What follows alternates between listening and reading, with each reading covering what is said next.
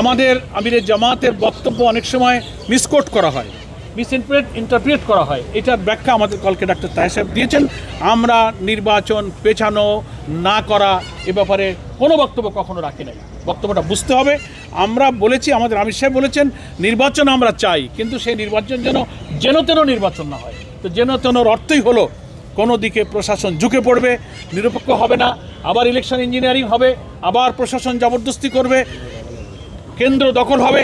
এই জাতীয় ইলেকশনকে আমাদের আমিরে জামাত মিন করেছেন যে নির্বাচন আমরা হতে দেব, কিন্তু যেন তেন নির্বাচন হতে দেব না, আর যারা করবেন আমরা তাদেরকেও মেনে নেব না। এই কথা আমাদের আমিরে জামাতও বলেছেন, আমাদের নায়েবে আমির বলেছেন। আজকে আমাদের একেবারেই মাঠ পরিদর্শনের সাথে প্রাসঙ্গিক কথাগুলো আপনারা বলেছেন।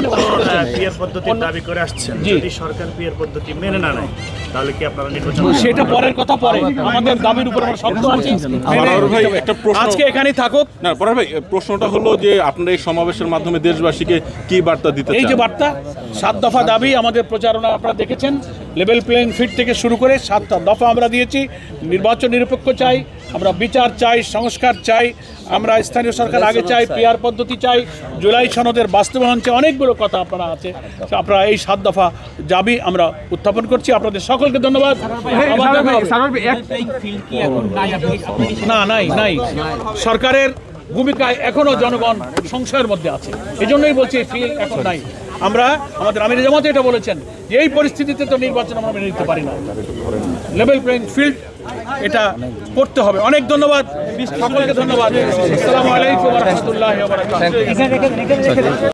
সমস্ত বিভাগের সরকারের সমস্ত পর্যায়ের যারা কর্তৃপক্ষ আছেন, পূর্ত মন্ত্রণালয়ে আছেন, স্বরাষ্ট্র মন্ত্রণালয়ে আছেন, বিভিন্ন মন্ত্রণালয়ের সাথে রিলেটেড যে সমস্ত কাজ, এই সোহরাওয়ার্দী উদ্যানের জনসভা বাস্তবায়নে আমাদের সহযোগিতা প্রয়োজন। আশা করি সরকার আমাদের এই জনসভা বাস্তবায়নে সেই সহযোগিতার হাত তারা সম্প্রসারিত করবেন। আমরা কৃতজ্ঞ। সরকার আমাদের এই ময়দানের অনুমতি ইতিমধ্যেই দিয়েছেন এবং মিডিয়া গণমাধ্যমের সহযোগিতা আমরা বেশি করে চাই। আপনারা আমাদের সঙ্গে আছেন, আমরাও আপনাদের সঙ্গে আছি। আশা করি 19শে জুলাইয়ের এই কর্মসূচির বাস্তবায়নের জন্য প্রতি কাজে প্রতি সময়ে আপনারা আমাদের সঙ্গে থাকবেন। আপনাদের সকলকে ধন্যবাদ। প্রশ্ন করি যে গতকাল বিএনপির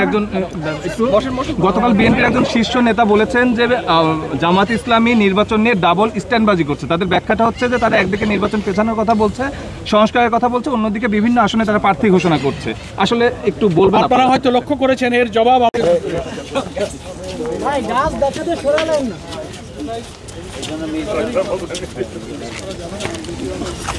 দর্শক, আপনারা দেখছেন আজকে পরিদর্শনে এসেছেন জামায়াত ইসলামীর মহানগর এবং কেন্দ্রীয় নেতৃবৃন্দ, এবং তারা কিন্তু আজকের এই সোহরাওয়ার্দী উদ্যান পরিদর্শন করছেন এবং সেই সাথে আসন্ন 19 তারিখ যে কেন্দ্রীয় সমাবেশ হওয়ার কথা রয়েছে, সেই সমাবেশ সার্থক এবং সফল করার জন্য কিন্তু তারা আজকে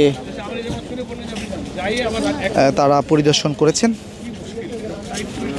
কালকে মেসেজ দিচ্ছে 2:30 তার মানে এখানে শেষ করে বাসায় ফিরতে দাঁড়াইতে